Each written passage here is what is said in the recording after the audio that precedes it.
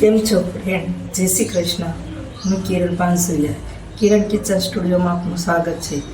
તો આજે હું બનાવીશ બાફેલી સિંગદાણાનો વેજીટેબલ ફરાળી ચાટ. તો કઈ રીતે બનાવવું તે હું તમારી જોડે શેર કરીશ. તો ચાલો આપણે એની તૈયારી કરીએ. મેં આ સિંગના દાણા લીધા છે, 2-3 પાણીએ ધોઈ લઈશું. આ કુકરમાં પાણી લીધું છે, તો હવે આપણે જે સિંગદાણા ધોયા છે તે એમાં નાખી દઈશું. હવે બટાકા પણ મેં ધોઈ લીધા છે, તો બટાકાને આ રીતે ટુકડા કરી અને સિંગની જોડે આપણે બફાવા મૂકી દઈશું. નાના હોય તો 2 ટુકડા કરવાના, મોટા હોય તો 3 કે 4 કરો. પછી આપણે કુકરને ઢાંકી દઈએ. હવે આપણે કુકરને 2 સીટી થવા દઈશું. થોડુંક આપણે બટાકા પણ થોડાક એકદમ બફાઈ નહીં એવા રાખવાના છે, એટલા માટે 2 સીટી થવા દઈશું. 2 સીટી થઈ ગઈ છે, તો હવે આપણે જોઈએ.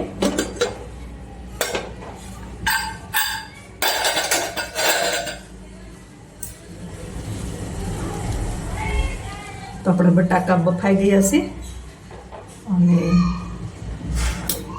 તે આપણે કાઢી લઈશું. સિંગદાણા તો ઓલરેડી બફાઈ જ જાય. બે આપણે બટાકા કાઢી લઈ અને સિંગદાણાને એક પાણી કાઢી અને એક પ્લેટમાં રાખી દઈશું. જાળીવાળું પાણી, જાળીવાળી ગળણીમાં કાઢી લઈશું. મેં એક મિક્સિંગ બાઉલ લીધું છે. મિક્સિંગ બાઉલમાં ફરાળી ચેવડો લીધો છે. આપણે એમાં કાકડી નાખીશું, પછી ગાજર નાખીશું, ટામેટા નાખીશું, કેપ્સિકમ નાખવાય તો પણ નાખી શકો. આપણે જે સિંગ બાફી હતી ને એ સિંગના દાણા નાખીશું. આપણે એમાં લીલા મરચાં નાખીશું. લીલા મરચાં સમારી રાખ્યા છે. જે આપણે બટેકા બાફ્યા હતા એને મેં સમારી લીધા છે. બાફેલા બટાકાના પીસીસ નાખીશું.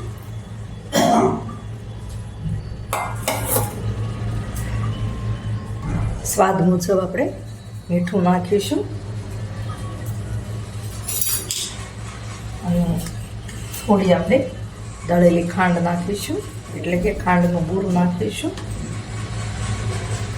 લીંબુનો રસ નાખીશું. તમે કદાચ ગ્રીન ચટણી, ખાટી મીઠી ચટણી કરી નાખવી હોય તો નાખી શકો. અને આપણે ધાણા નાખીશું. હવે આપણે બધું મિક્સ કરી લઈશું.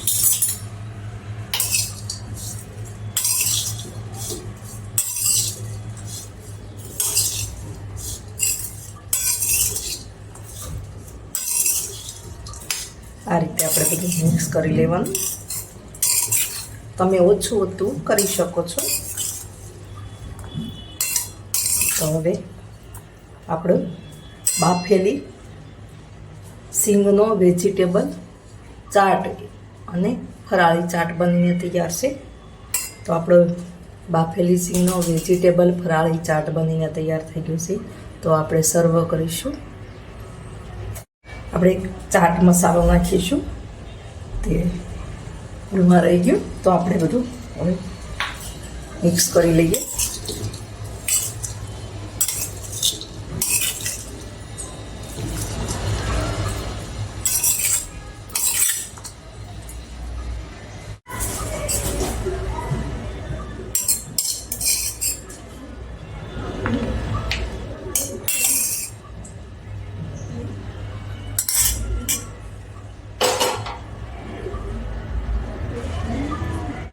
હવે ગાર્નિશ કરીશું. તો ગાર્નિશમાં આપણે થોડા સિંગના દાણા નાખીશું વધારે.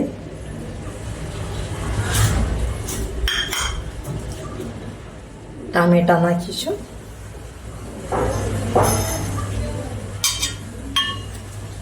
અને ધાણા નાખીશું.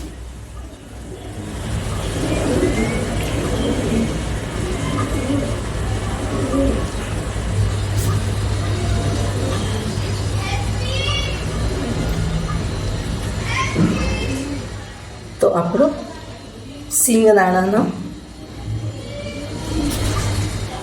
બાફેલી સિંગદાણાનો વેજીટેબલ ફરાળી ચાટ બનીને તૈયાર છે. તો